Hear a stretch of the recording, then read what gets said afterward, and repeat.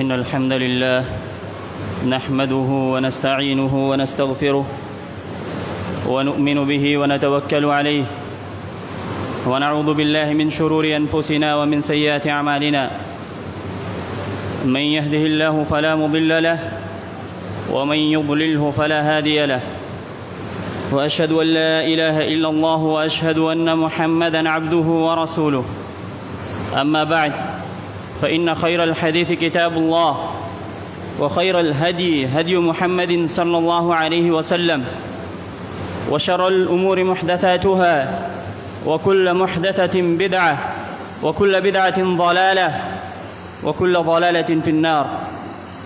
فأعوذ بالله السميع العليم من الشيطان الرجيم من همزه ونفخه ونفثه. بسم الله الرحمن الرحيم. يا أيها الذين آمنوا اتقوا الله حق تقاته ولا تموتن إلا وأنتم مسلمون. يا أيها الناس اتقوا ربكم الذي خلقكم من نفس واحدة وخلق منها زوجها وبث منهما رجالا كثيرا ونساء واتقوا الله الذي تساءلون به والأرحام إن الله كان عليكم رقيبا.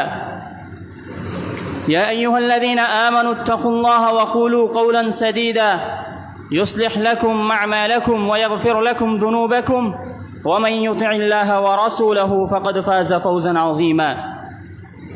وقال تعالى في موضع آخر: أعوذ بالله من الشيطان الرجيم لن ينال الله لحومها ولا دماؤها ولكن يناله التقوى منكم.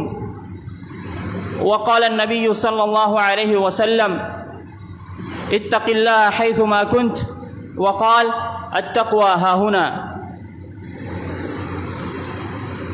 تمام قسم کی تعریف، بڑائی، بزرگی، کبریائی، حمد و ثناء، عظمت و جلال اس اللہ رب العالمین احکم الحاکمین کے لیے لائق و زیبا ہے کہ جس نے ہمیں اس دنیا میں پیدا کیا اور ساتھ ہی ساتھ ایمان اور اسلام جیسی دولت سے مالا مال کیا.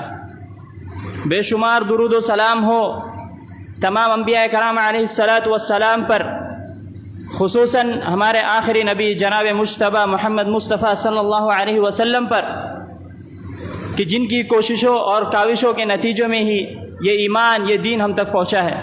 اللہم صلی وسلم وبارک علی سیدنا و حبیبنا و نبینا محمد وعلی آلہ وصحبہ اجمعین.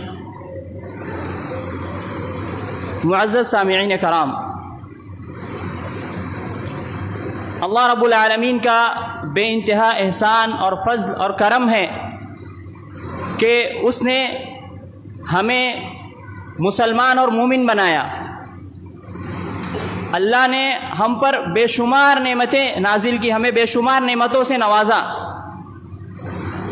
لیکن اس میں سب سے بڑی اور سب سے عظیم نعمت جو ہے وہ ایمان اور اسلام کی نعمت ہے.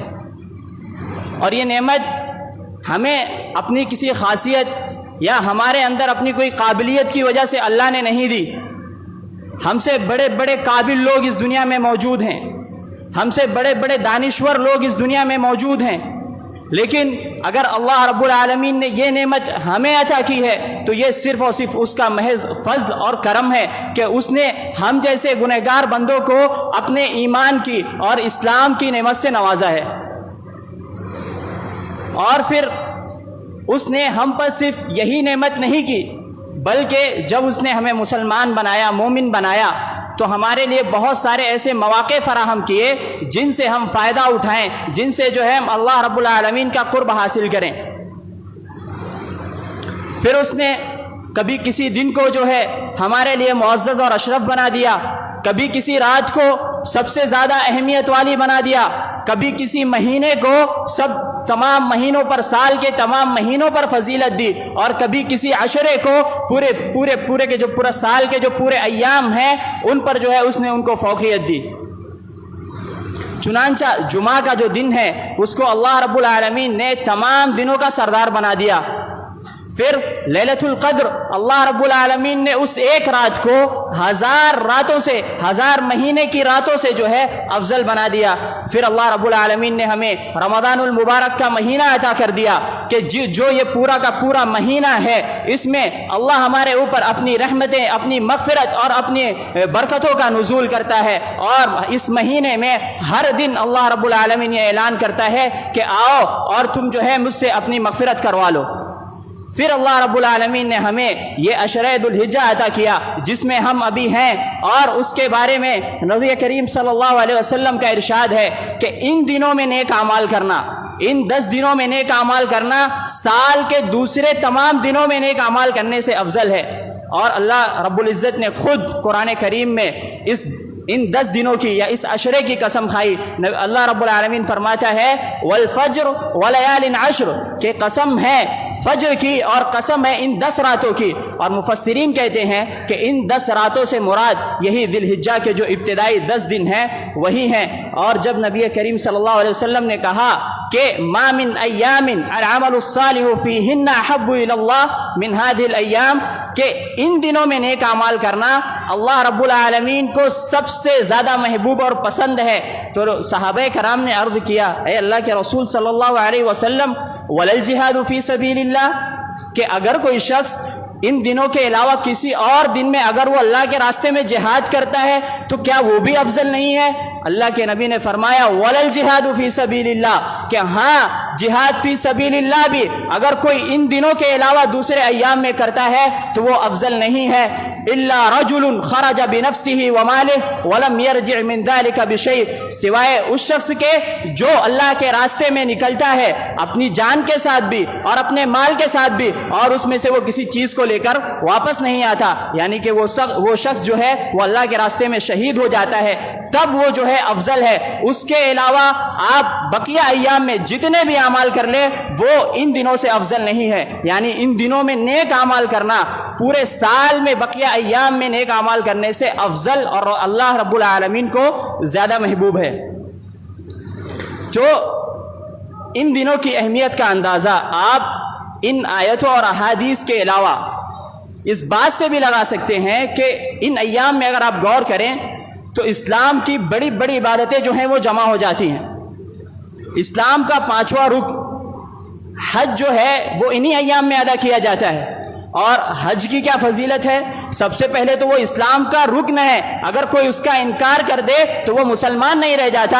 اور پھر اس کی فضیلت یہ ہے، نبی کریم صلی اللہ علیہ وسلم کا ارشاد ہے الحج المبرور لیس له جزاء الا الجنہ، کہ حج مبرور جو ہے اس کا بدلہ صرف اور صرف جنت ہے، یعنی اگر کوئی حج کرے اور اس کا حج مقبول ہو جائے تو اس کو جو ہے جنت، اس کا بدلہ جو ہے صرف اور صرف جنت ہے۔ اور نبی کریم صلی اللہ علیہ وسلم نے دوسری جگہ ارشاد فرمایا کہ اگر کوئی شخص حج کرتا ہے اور اس میں وہ لہو و لعب نہیں کرتا ہے، فسق و فجور نہیں کرتا ہے، تو وہ اس طریقے سے لوٹتا ہے گویا کہ اس کی ماں نے اسے آج ہی جنم دیا ہو، یعنی وہ تمام گناہوں سے بالکل پاک اور صاف ہو کر لوٹتا ہے۔ پھر اس کے بعد انہی دنوں میں عرفہ کا روزہ ہے، 9 ذی الحجہ کا روزہ، جس کے بارے میں نبی کریم صلی اللہ علیہ وسلم ارشاد فرماتے ہیں کہ اگر کوئی شخص اس ایک دن کا روزہ رکھ لے، صرف ایک دن کا روزہ رکھے، تو اس کے پچھلے 1 سال اور اگلے 1 سال کے گناہوں کا کفارہ بن جاتا ہے۔ انہی دنوں میں مسلمانوں کی جو 2 بڑی عیدیں ہیں ان میں سے جو دوسری عید ہے عید الاضحیٰ، وہ بھی انہی دنوں میں ہے۔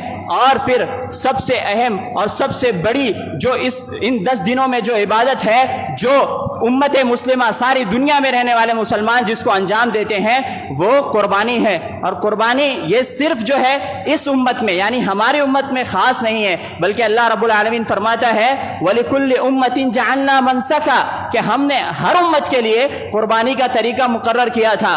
کیوں مقرر کیا؟ لِيَذْكُرُوا اسْمَ اللَّهِ عَلَىٰ مَا رَزَقَهُم مِّن بَهِيمَةِ الْأَنْعَامِ، تاکہ وہ اللہ نے جو انہیں رزق دیا ہے بہیمۃ الانعام میں سے اس پر کس کا نام لے؟ اللہ رب العالمین کا نام لے، اللہ رب العالمین کے لیے ان کو قربان کرے۔ اور قربانی کی تاریخ اتنی ہی پرانی ہے جتنی کہ بنی آدم کی تاریخ ہے۔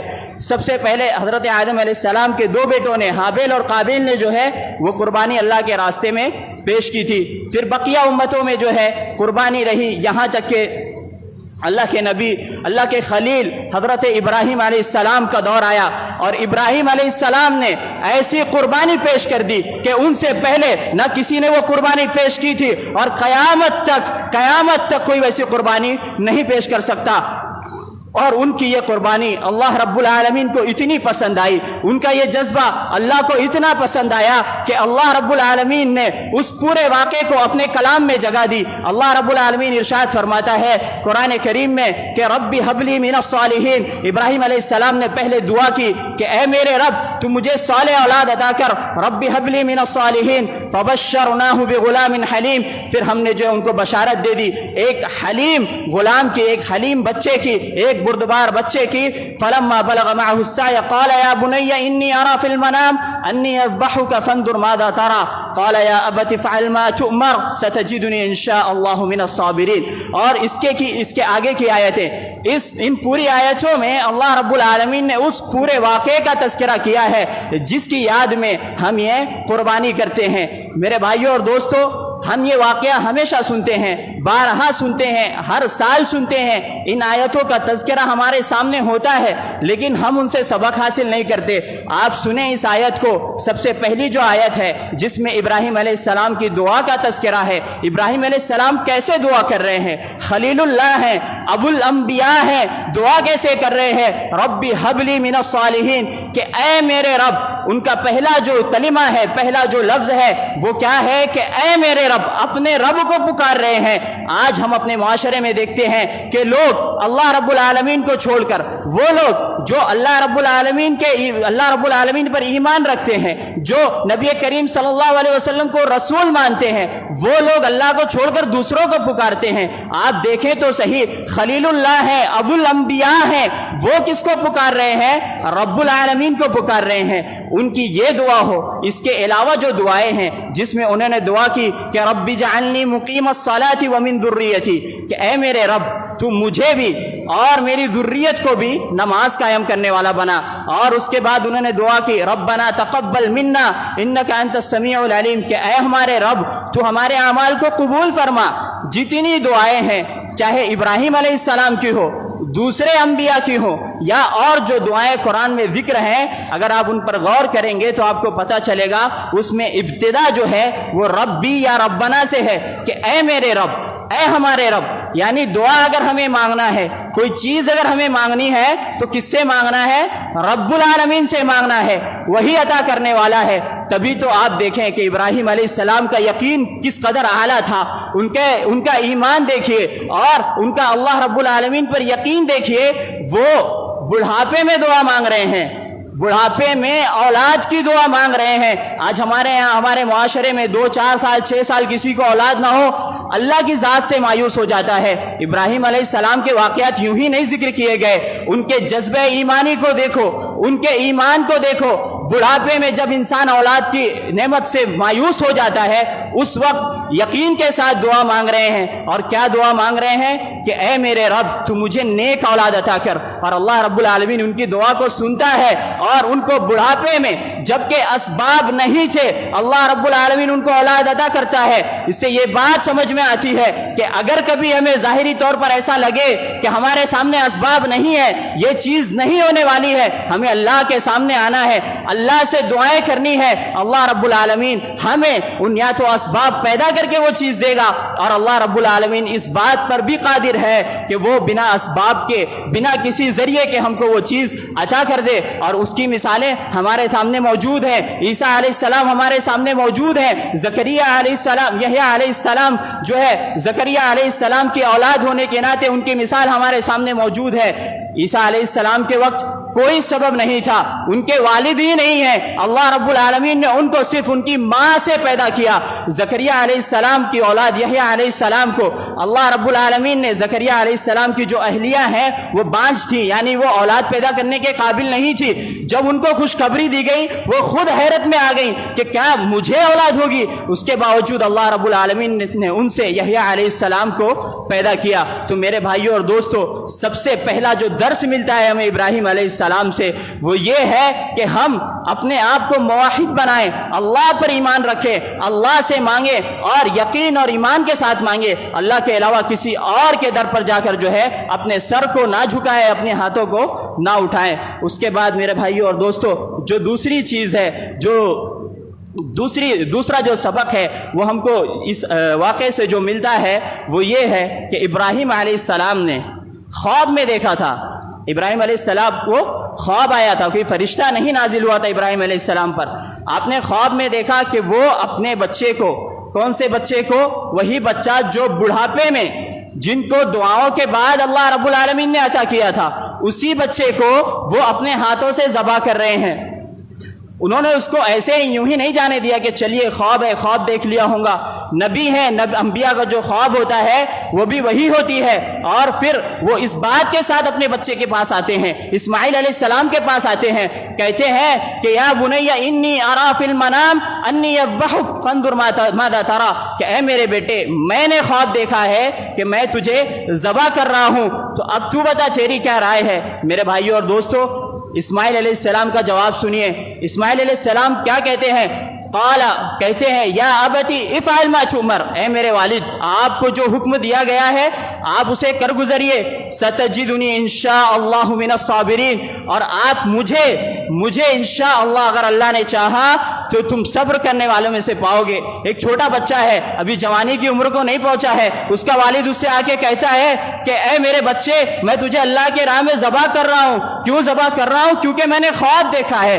ہم ذرا غور کریں، ہمارے معاشرے میں اگر ہم اپنے بچوں کو ایسا کوئی حکم دے، ایسی کوئی بات کہیں بڑھاپے میں، وہ ہم سے کہے گا آپ بوڑھے ہو چکے ہیں، آپ الٹی سیدھی باتیں کر رہے ہیں، کیا اللہ ایسا کوئی حکم دے گا؟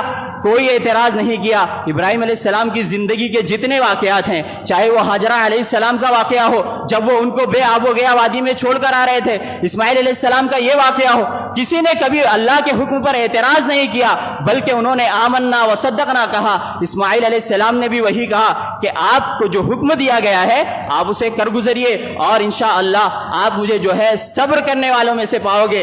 یہی وہ جذبہ ایمانی تھا، یہی وہ یقین تھا کہ جس کی وجہ سے اللہ رب العالمین نے اس واقعے کو، اس بات کو رہتی دنیا تک کے لیے جو ہے نشانی بنایا، اور اسی کے عوض میں امت محمدیہ میں بھی اس بات کو رکھا کہ ہر سال اس واقعے کی یاد میں جو ہے وہ قربانی کی جائے۔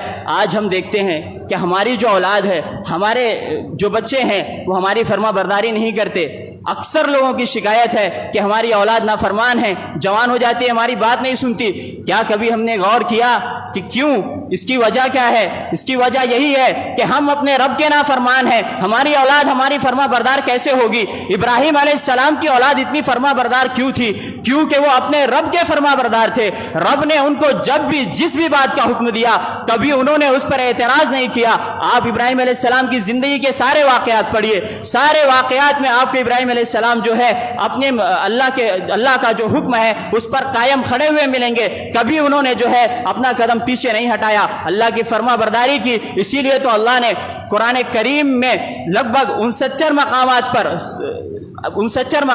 69 مقام پر جو ہے انہوں نے ابراہیم علیہ السلام کا تذکرہ کیا گیا ہے، اور ابراہیم علیہ السلام کی بہت ساری صفات کا تذکرہ کیا گیا ہے۔ کبھی خلیل اللہ کہا گیا ہے، کبھی جو ہے ان کو قانت کہا گیا ہے، کبھی ان ایک شخص کو پوری امت کہا گیا ہے، کبھی حنیف کہا گیا ہے۔ ان ساری صفات سے حامل ابراہیم علیہ السلام جو تھے وہ اللہ کے فرما بردار تھے، اس وجہ سے ان کی اولاد بھی فرما بردار تھی۔ اگر ہم چاہتے ہیں کہ ہماری اولاد ہماری فرما برداری کرے تو ہمیں چاہیے کہ ہم اللہ کی فرما برداری کریں، تاکہ اللہ رب العالمین جو ہے ہماری اولاد کو ہمارا فرما بردار بنائے۔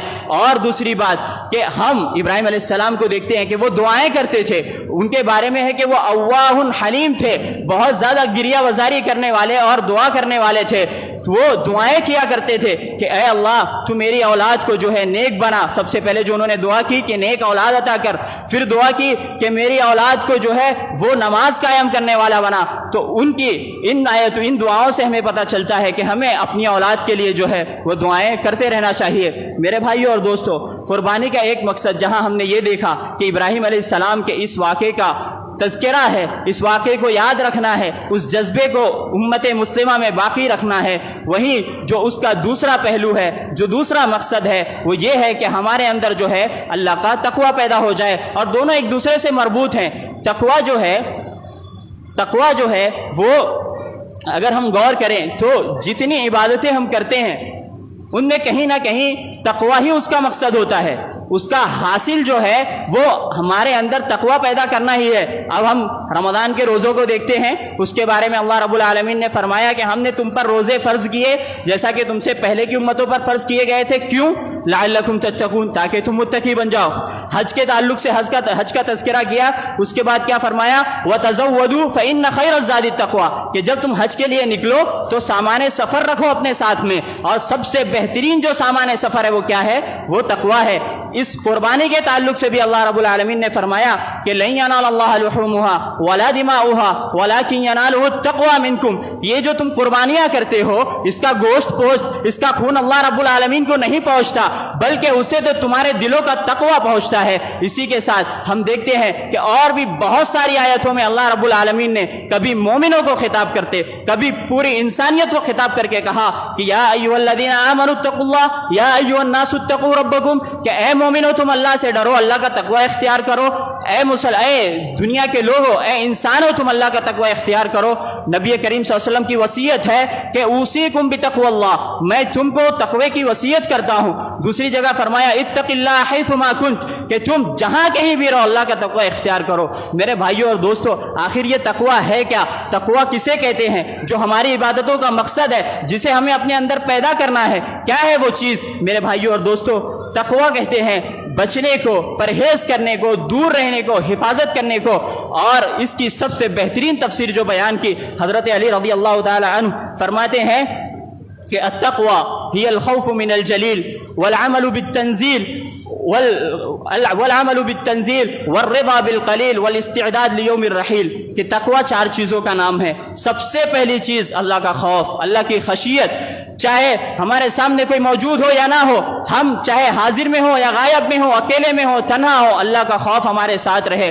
دوسری چیز والعمل بالتنزیل، کہ اللہ نے جو کچھ ہمارے اوپر نازل کیا ہے، یعنی جو شریعت ہم پر نازل کی ہے اس پر عمل کرے۔ تیسرا جو ہے والرضا بالقلیل، کہ اللہ رب العالمین نے جو کچھ تھوڑا موڑا ہمیں اس دنیا میں دیا ہے اس سے راضی رہیں۔ اور چوتھی چیز جو ہے والاستعداد لیوم الرحیل، کہ ہم جو ہے قیامت کے دن کی تیاری کریں۔ یہ 4 چیزوں کا نام تقوی ہے۔ پہلی چیز کہ اللہ سے ڈریں، دوسری چیز اللہ کی شریعت پر عمل کریں، تیسری چیز اللہ نے جو کچھ ہمیں دنیا میں دیا ہے اس پر راضی رہیں، اللہ کی قضا اور قدر پر راضی رہیں، اور چوتھی چیز جو ہے وہ قیامت کے دن کی تیاری کرے۔ اور اسی طریقے سے عمر رضی اللہ تعالی عنہ نے حضرت ابی بن کعب رضی اللہ تعالی عنہ سے پوچھا کہ تقوی کیا ہے؟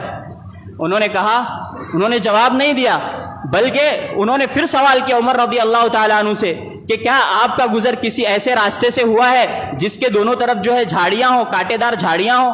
عمر رضی اللہ تعالیٰ عنہ نے کہا کہ ہاں میرا ایسے راستے سے گزر ہوا ہے۔ تو پھر ابی بن کعب رضی اللہ تعالیٰ عنہ نے سوال کیا کہ آپ نے اس وقت کیا کیا؟ عمر رضی اللہ تعالیٰ عنہ نے کہا کہ میں نے اپنے کپڑے سمیٹے اور اپنے آپ کو بچاتے ہوئے جو ہے اس راستے سے گزر گیا۔ ابی بن کعب نے کہا کہ ھذا ھو التقوی، کہ یہی تقوی ہے، یعنی جو دنیا میں جو گناہ ہیں، جو برائیاں ہیں، جو اللہ کی معصیت کے کام ہیں، جو اللہ کی نافرمانیوں کے کام ہیں، ان سے انسان اپنے آپ کو، اپنے دامن کو بچاتے ہوئے اس دنیا سے گزر جائے اور اپنی اصل منزل تک پہنچ جائے، یہی تقوی ہے۔ اور اسی تقوی کی نبی نے ہمیں وصیت کی ہے، اور تقوی کے تعلق سے نبی نے فرمایا التقوی ہاں ہونا، کہ تقوی جو ہے وہ یہاں ہے، سینے کی طرف اشارہ فرمایا کہ تقوی جو ہے وہ دل کی ایک کیفیت کا نام ہے۔ جب وہ انسان کے اندر پیدا ہو جاتی ہے تو انسان اللہ کی فرما برداری کرتا ہے، اس کی نافرمانیوں سے اپنے آپ کو بچاتا ہے، یہی چیز جو ہے وہ تقوی ہے، اور یہی جو ہے وہ ہماری عبادتوں کا مقصد ہے، اور یہی جو ہے ہمیں اس دنیا میں پیدا کرنے کا مقصد ہے کہ ہم جو ہے اللہ کا تقوی اختیار کریں، اس کی عبادت کریں اور اسی کی طرف جو ہے رجوع کریں۔ میرے بھائیو اور دوستو، ہم اب اپنے اس دور میں دیکھتے ہیں کہ ہمارے یہاں جو ہے خاندان کا، مرتبے کا اور عزت کا اور شرف کا الگ الگ معیار بنا ہوا ہے۔ آپ اللہ کے یہاں دیکھیں کہ اللہ کے یہاں معیار کیا ہے۔ اللہ کے یہاں کسی انسان کے معزز اور مقرب ہونے کا جو معیار ہے وہ یہی تقوی ہے۔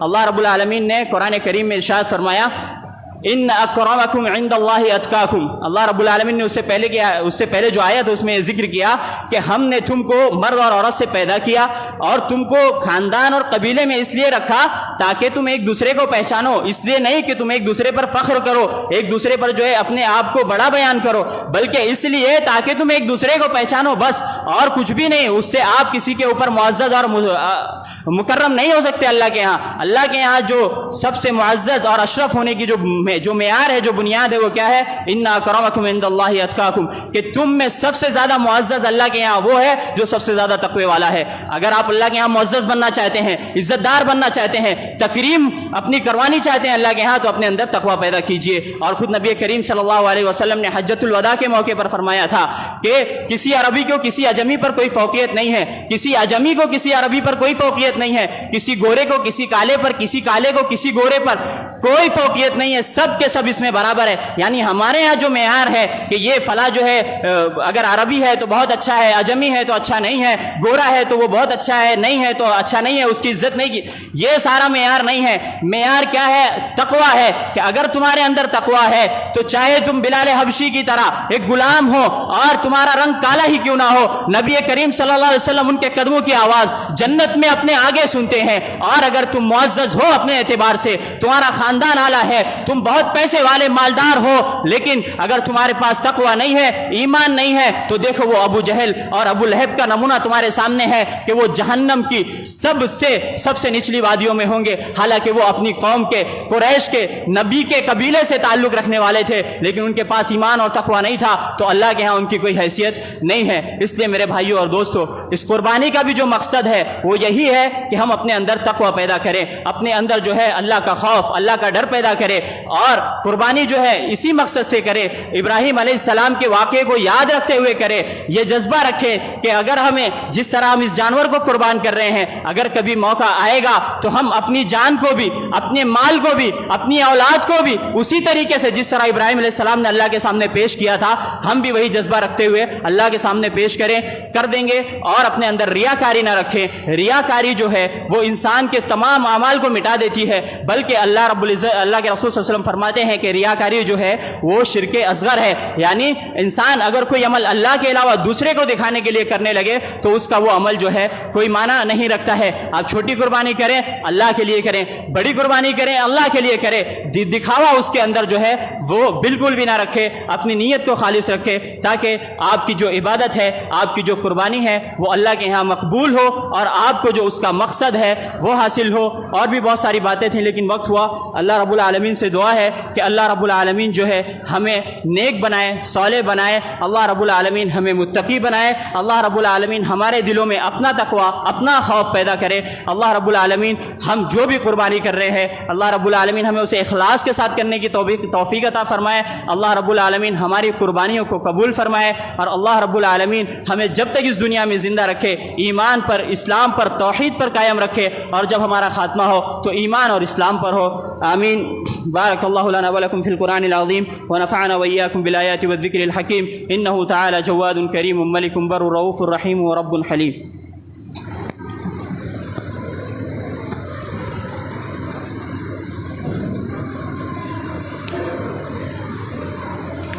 إن الحمد لله نحمده ونستعينه ونستغفره ونؤمن به ونتوكل عليه ونعوذ بالله من شرور أنفسنا ومن سيئات أعمالنا من يهده الله فلا مضل له ومن يضلله فلا هادي له وأشهد أن لا إله إلا الله وأشهد أن محمدا عبده ورسوله. أما بعد, محترم سامعین کرام, ایک دو باتیں کر کے میں جو اپنی بات ختم کروں گا. سب سے پہلی چیز, جیسا ہم نے سنا کہ یہ جو ایام ہیں یہ سال کے سب سے افضل ایام ہیں, اور ان میں کی جانے والی عبادتیں اللہ کو بہت زیادہ پسند ہیں. تو ان میں جو سب سے اہم جو عبادت ہے وہ اللہ کی تکبیر بلند کرنا ہے.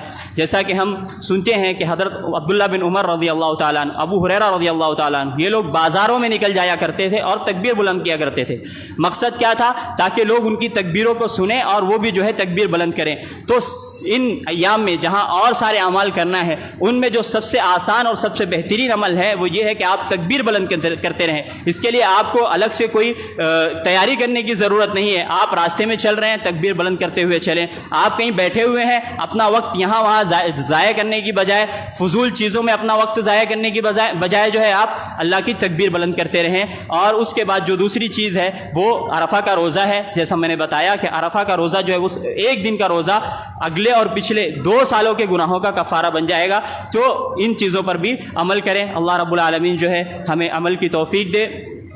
ان اللہ وملائکتہ یصلون علی النبی یا ایھا الذین آمنوا صلوا علیہ وسلموا تسلیما.